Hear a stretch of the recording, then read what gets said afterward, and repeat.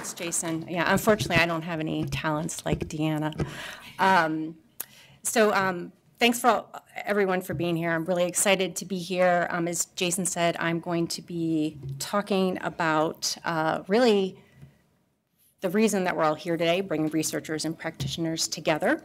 Let's get this out of the way. Obligatory government disclaimer: if I mention any commercial products, it doesn't mean NIST endorses those. Okay, next. All right. So first, I wanted to start with a little bit of information about the Human-Centered Cybersecurity Program at NIST.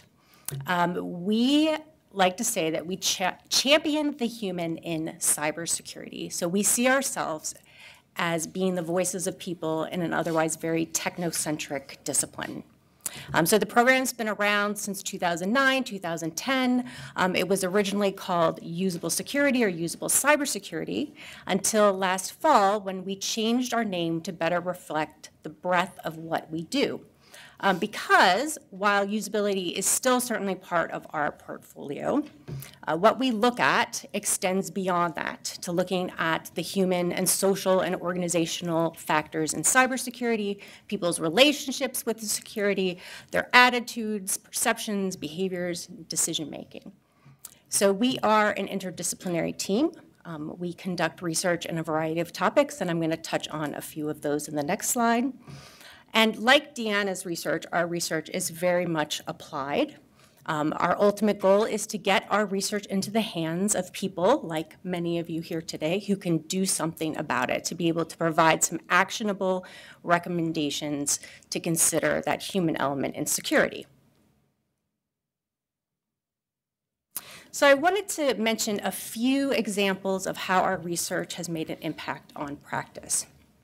So back in the early days of the program, much of the research was focused on the usability of authentication methods, so primarily passwords, the unusability of password policies, and that research helped inform the 2017 revision of the NIST Special Publication 800-63 Digital Identity Guidelines, in which there was a marked shift from taking burden on the users, shifting that to the back end.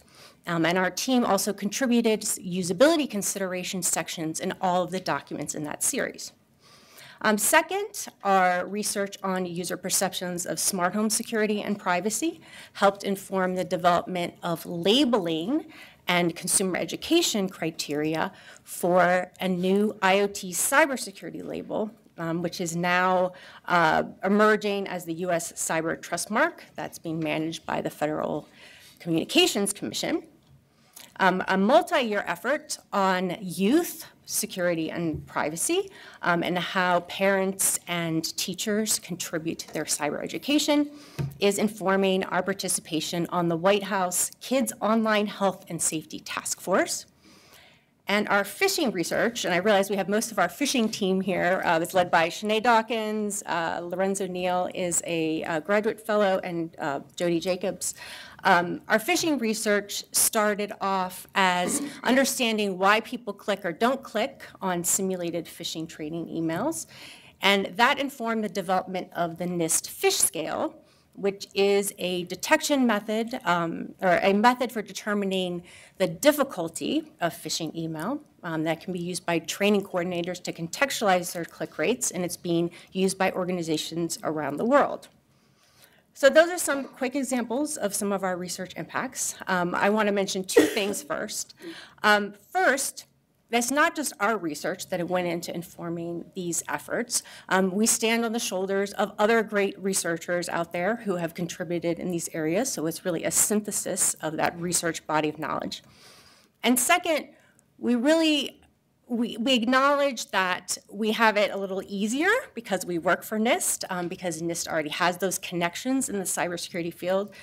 So we're very fortunate in that, that we have those opportunities to impact practice.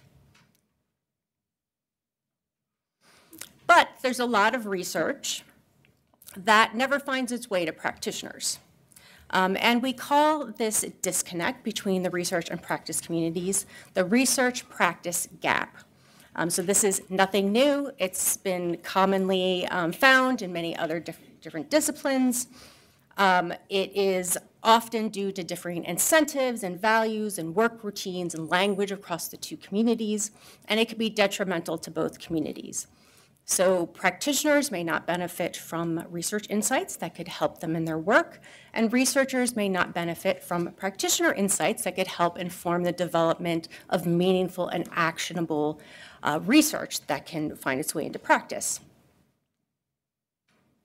So at NIST, we really care about this research practice gap in human-centered cybersecurity because we see that people are struggling with security, and we know there's a lot of great research out there that could help. So we wanted to work towards exploring some possible ways to help bridge this gap in human-centered cybersecurity. So first, we wanted to understand what's currently going on, what's the kind of the status quo right now. And to do that, we did research, of course. All right. So I'm going to start abbreviating human-centered cybersecurity as HCC, because that's a mouthful. So we had two overarching research questions that we wanted to answer. And the first was, how do HCC research and cybersecurity practice inform and influence each other? The second was, what challenges do researchers and practitioners encounter during their interactions? I also had mentioned that the research practice gap has been identified in different fields, but we wanted to know if there were anything unique that we could find in human-centered cybersecurity, because cybersecurity is often viewed as a field that has its own unique challenges. So we conducted two surveys last summer, a practitioner survey and a researcher survey. In the practitioner survey, we asked, the initial set of questions were about human-centered cybersecurity and their perceptions of it, if they integrated it into their work. We asked them how do they prefer to receive this type of information. And then we pivoted specifically to HCC research, so their perceptions of research. And then we asked them what research topics would be of most importance or interest to them. In the researcher survey, we took a different tact. We wanted to find out how researchers interact with practitioners throughout the entire research lifecycle. In addition to interacting with practitioners, kind of that direct interaction, we also included the consultation of practitioner resources. So these are things like industry reports, market trend survey or market trend reports, government publications. So publications that are put out there by practitioners about practice that could help, they basically serve as a proxy for practitioners.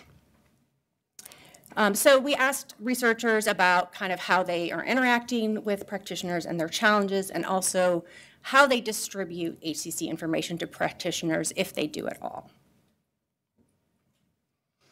So a little bit about our survey participants. We had 152 practitioners that completed the survey. They represented a variety of different roles. Some had multiple roles. The three here were the most popular: security professionals, managers, and IT professionals. You can see over 80% were from North America. Not surprising, given that we recruited most of our participants using NIST mailing lists.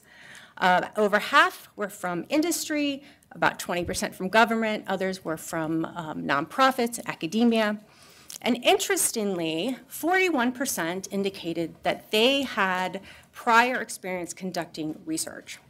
So here's where we talk about self-selection bias a little bit in surveys. So when you have this type of survey, the people that respond to the invitation are more likely to have some strong feelings or interest in that topic, right? So one of the ways that we check to see if this researcher experience actually influenced people's responses, like did it make them more sympathetic to the research community, we did some statistical analysis to compare the research group and the non-research group.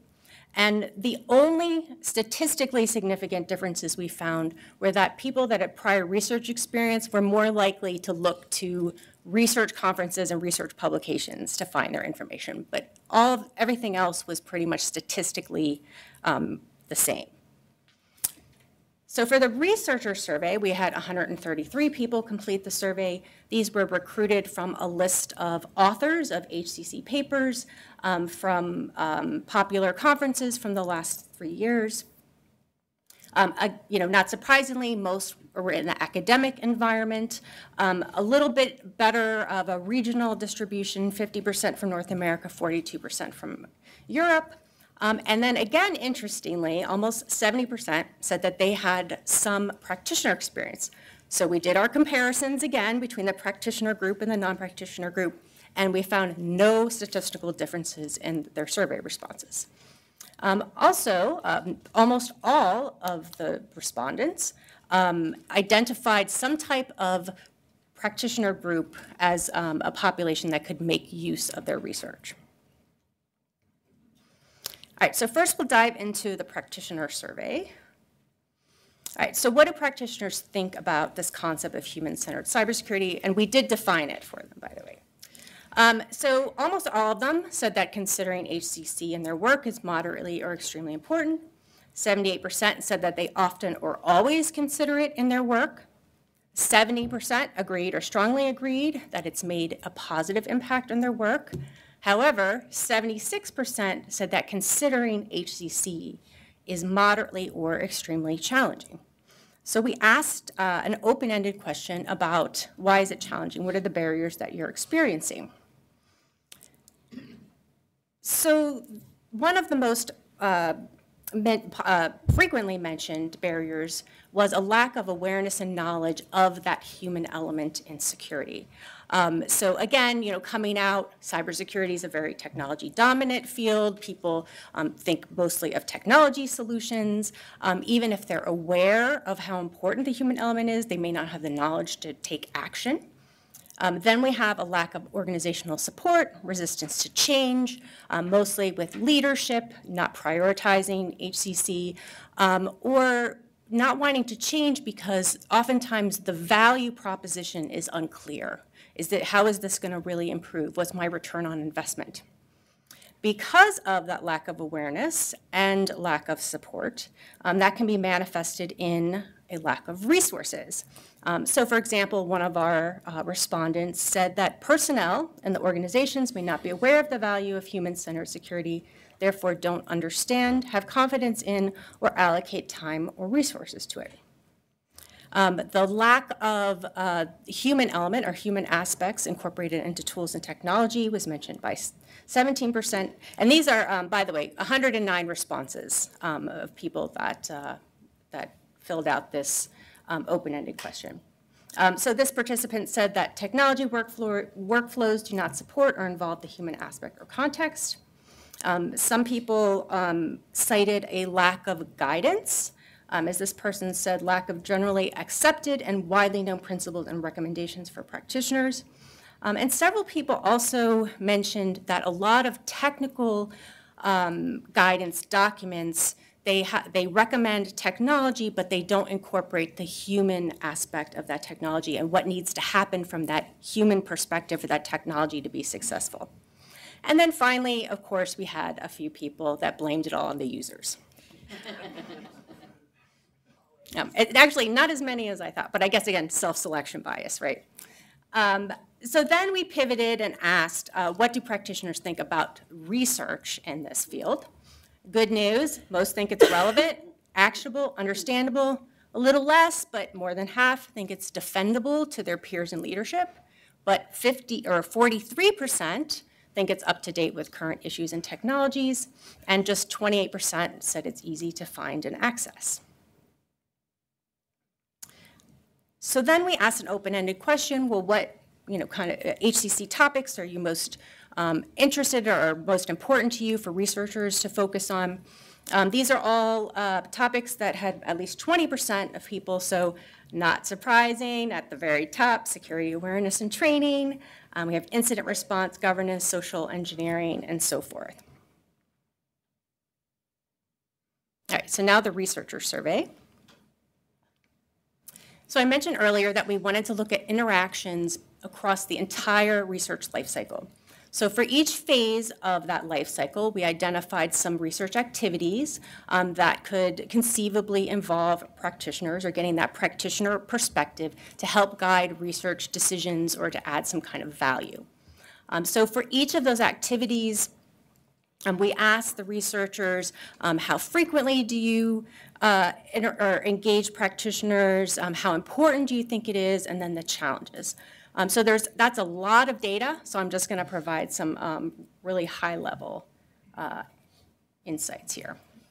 All right, so generally, researchers saw the importance of engaging practitioners at different points in the research life cycle. The importance ratings were highest at the beginning of the life cycle, so things like identifying a research topic or developing research questions or hypotheses. And also it was very high at the end of the life cycle, so when they're developing recommendations based on their analysis or when they're targeting outputs at practitioners. But it was rated least important for things like conducting a literature review, determining research methodology, doing data analysis. However, a lot of this ranking of importance didn't always translate into action, and that's probably due to the high level of challenge that was attributed to engaging practitioners, particularly for those researchers that recruit practitioners as research subjects. They had a very difficult time doing that, and also the difficulty ratings, the challenge ratings were very high during that last step where they're targeting outputs to practitioners. So let's talk about some barriers. So this was actually a select all that apply. We had a range of potential reasons, and we divided this into kind of the pre-dissemination to practitioners and then the during dissemination to practitioners. So these are the pre-dissemination barriers. So most mentioned was the perception that practitioners just don't have time to participate. One participant said, I often reach out to practitioners to discuss study designs. Most of the time, I never hear back. Organizational gatekeeping, so organizations not allowing their employees to participate in studies, was mentioned by 45%. This participant said, the most difficult challenge I face is getting approval from their organizations to share security-related data. So it's that sensitive data that they don't want to get out. Others thought that practitioners don't see the value in their research, or that they weren't sure how to reach practitioners that might be interested in their research. As far as the practitioner resources, 38% thought that those were not based on rigorous evidence, so should not be included in their consideration. As this one graduate student said, that they were uncertain whether they were even appropriate to cite. And then, of course, little funding or resources to take that next step. And these are all reasons that were marked by at least a quarter of the participants. So now we get to barriers to dissemination. So this is the targeting outputs to practitioners. So for those who said that they did that. Most frequently mentioned was, again, this perception that practitioners weren't necessarily interested in their research. This one researcher thought that the issues the academic community values are not necessarily valued by practitioners. Of course, little funding or resources, not sure where to disseminate the findings, little or no incentive. So this is very common in academic institutions that have just a different incentive and reward structure. There's a focus on publishing papers in research venues. So as this person, this respondent said, these publications do not contribute to my academic promotion, so there is little incentive. Others said that they weren't sure how to translate their research for practitioners. The research style of writing is very different than a practitioner style of writing. So knowing how to navigate that, as well as this person said, communicating the nuance of a research findings while providing useful and actionable insights. And then finally, about 26% said that it was difficult to get the outputs accepted to practitioner forums. All right, so I guess that's okay. All right, hopefully you can see most of that. So we also asked for those researchers that do produce these outputs, well, how do you distribute your findings to practitioners? So those are the blue bars. The gray bars are back from the practitioner survey. We asked practitioners how they prefer to receive this information. So you'll see there's a few where the blue and the gray bars are pretty equal. Presentations at practitioner events, papers in practitioner publications, but all of the rest, there's a big difference. There's a big disconnect, and these were actually statistically significant differences. So things like practitioners prefer to receive information online, like on websites, blogs, online forums. They want things in what they consider to be authoritative documents, like standards documents, government publications, knowledge repositories, tools, podcasts, mailing lists. So we definitely see some differences there. All right, so to close, I want to end with some implications, some suggestions for how we move forward and our next steps. So first, the question is, human-centered cybersecurity different than all these other fields where we've identified the research practice gap? And we found some things that maybe is exacerbating some challenges, maybe a few differences. So in cybersecurity, we have this big socio-technical component, which is, of course, is core to HCC. And so in the surveys, we see, again, not surprising, we have a technology-focused workforce where people just aren't aware of those human element piece of that. In cybersecurity, we also have a very rapid pace of change, which could result in practitioners being overwhelmed. We know that cybersecurity practitioners, that burnout is a huge problem. So they probably don't have time to participate in these research studies, which we saw in the researcher survey and the practitioner survey. And then from the practitioner survey, we had that perception that the research was not up to date. So if you think about it, by the time I do a data collection for a study, and then I get my paper published, it could be 1, 2, maybe more than that years. That's when I have the research paper, but then I need to convert it to practitioner. That can seem like an eternity in cybersecurity. So that could contribute to some of those perceptions. We also know in cybersecurity, it's really difficult to show return on investment.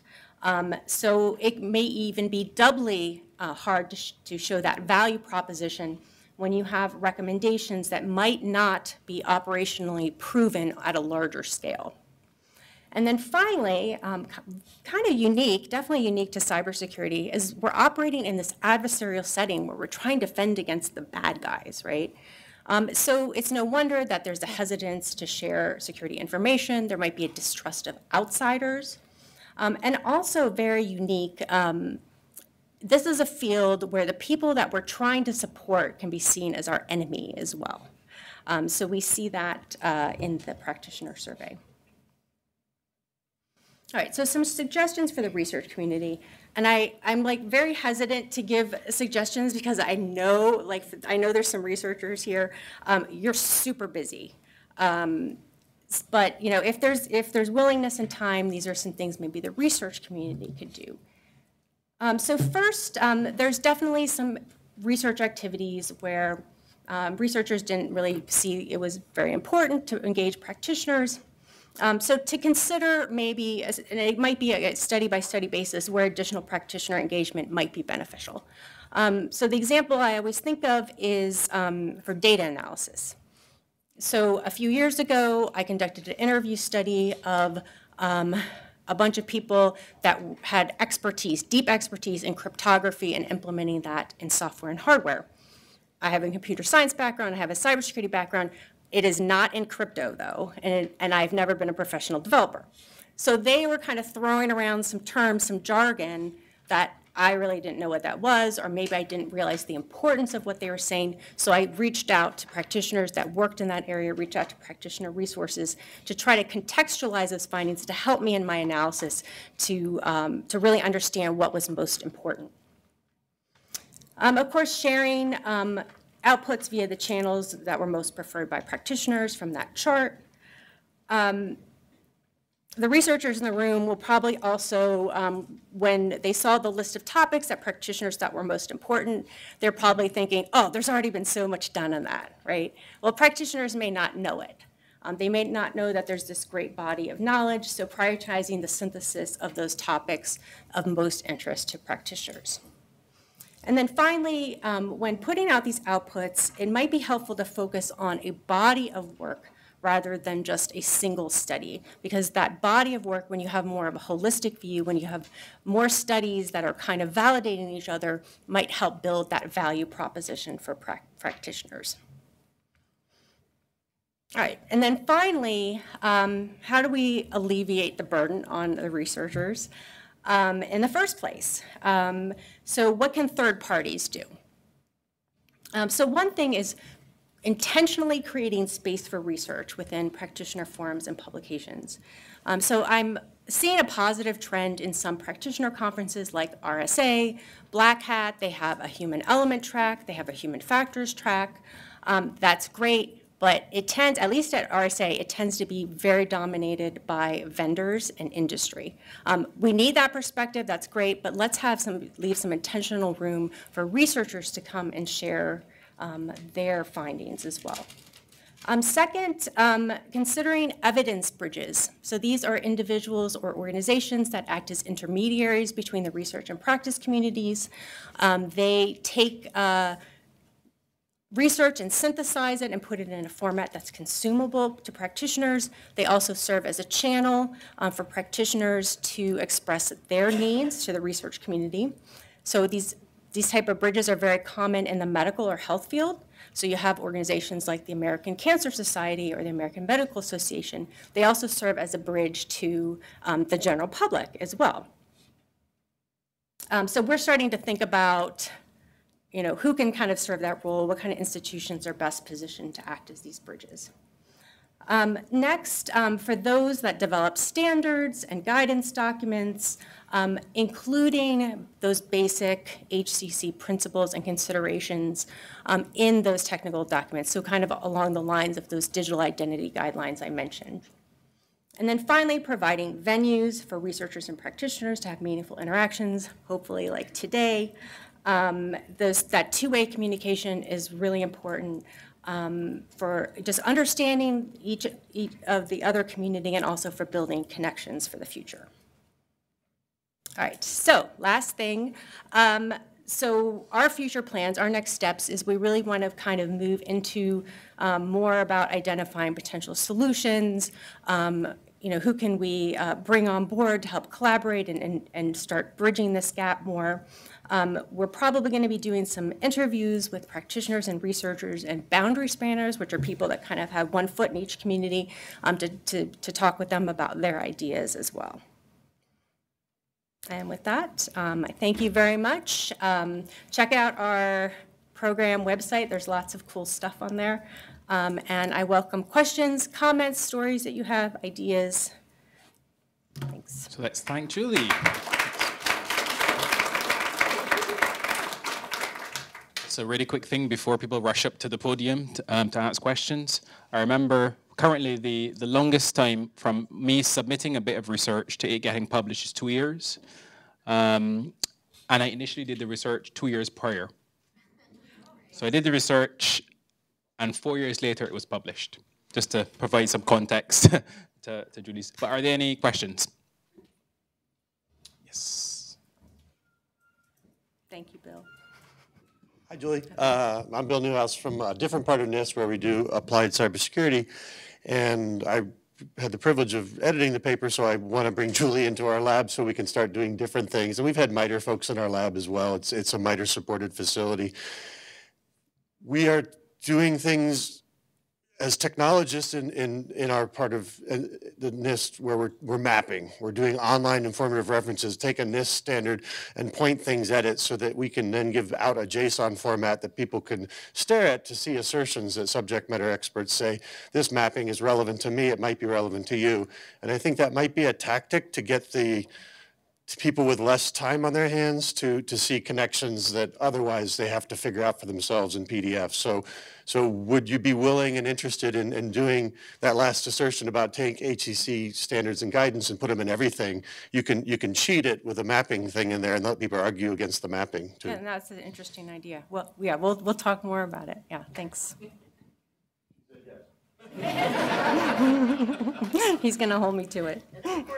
I love when people from the same organization meet at a conference. Some are presumably different completely, and they agree to work together. It's beautiful. I think it's beautiful. Bill, is tall, and I'm not. I really liked that you looked at the forums. So that was pretty eye-opening. I work with lots of practitioners, and they never have asked for things to be in a different form, like videos, and really, right, podcasts. Not, I hate videos, so this will be a problem for me. But the point is, like, a lot of those are a really big disconnect. So I'm really grateful that you asked it that way so that we can see that disconnect and encourage both sides, right? Because I feel like as researchers, putting out little snippets makes us feel like we're not giving enough of what was done and how it's done, and it makes us uncomfortable, right? Because then people make a lot of assumptions about how that was done. But, right, we all have to kind of bridge. So I just think that people should pay a lot of attention to that, because I would see that as a huge bridge. And we're one of those middle people, and we still have that problem of how to get it to them.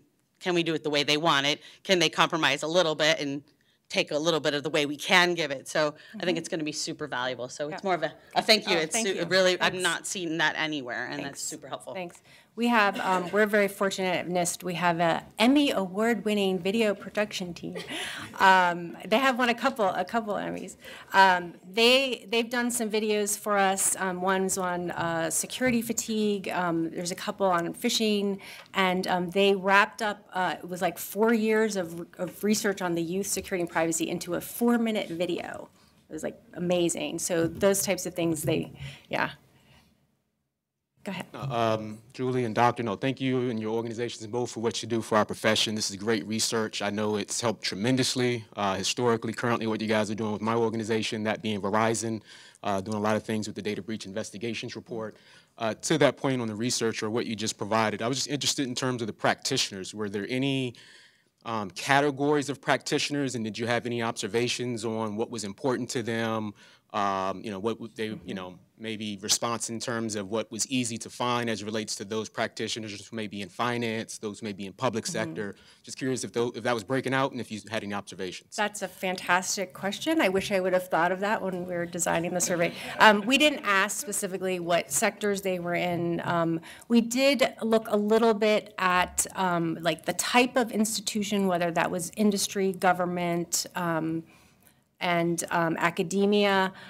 We didn't see a lot of differences other than I think the industry people had less of a difficult time like connecting with practitioners, which makes sense, especially if they have them in their organization. But we didn't look at sector, but that would have been really interesting. Thanks. And I cite the DBIR all the time, so as a practitioner resource, yeah. I think everybody in the world cites the DBR all the time. Yeah. I love that always that first. I can probably recite it. This year, 75% of cybersecurity breaches involve the human, in brackets, accidental, human error, and something else. 74, sorry, 74. Oh, but it's gone Apologies. down. It's gone down. That's what I remember. It's going down. Yeah. Apologies. Yeah. Hey, Shanae. Hi, Julie. So my question is about the practitioners. And again, that was great information about how they want to get their data. But did you ask about where they're getting their data from or their information, if they're going to certain websites or what organizations? Is it word of mouth? Do you know where they're getting it? Yeah, not just how they that's want a great it? question. I don't have the specifics to that, but there was actually kind of two sets of questions. We did ask where they're currently getting their information and then ask where they would prefer to get their information. So currently, it's more kind of like, very ad hoc, informal discussions with colleagues, or maybe they run into a researcher type of thing. So there was a difference, and I can't remember all the differences between like current versus preferred, but we didn't get into the specifics, yeah. Cool. So I think we will leave it there. So thank you once again, Julie. Thank you.